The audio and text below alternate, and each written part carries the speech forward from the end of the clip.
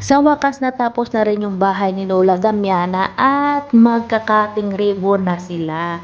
Ang saya-saya ni Lola Damiana kasi ang dami niyang bisita. At sa muli gusto natin pasalamatan itong si Sir Val Santos Matubang at si Kalinga Prab, ang kanyang anak, na kung hindi nang dahil sa kanila, hindi matulungan si Lola Damiana.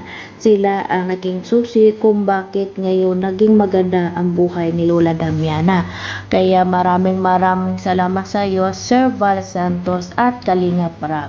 Sila ang naging ehemplo para matulungan si Lola Damiana.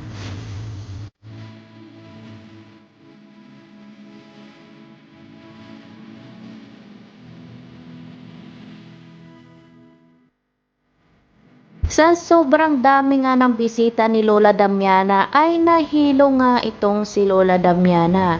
Makikita sa vlog ni Alindong Comic kung saan nakahiga si Lola Damiana.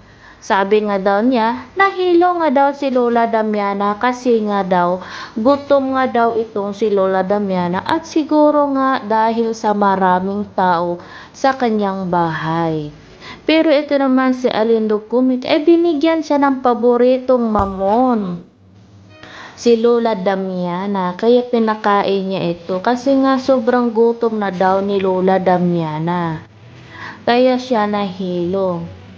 Maraming salamat sa iyo, Idol Alindo Comic, sa pagdala ng paboritong mamon ni Lola Damiana.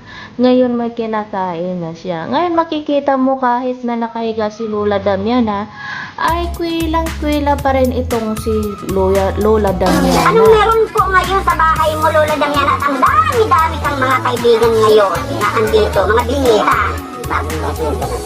Ang galing. Oh,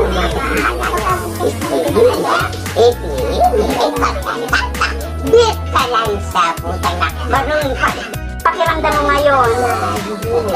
Anong hilo ka? Pero wala ka namang lagnat? Wala naman. Hilo lang po. Baka Lola Damiana, high blood ka po. Hindi. Ba't ipatingnan mo? Wala ka na blood. Hindi ka high blood? Kung nandiyan ako, kasama na ako na upos na. Wala sa akin na iinis akong pinainis at itong lupa na ito gusto nila nakawin. Sabi ko, di mo itong maagaw mo kung ako'y patay. Papaypayan kita ang init.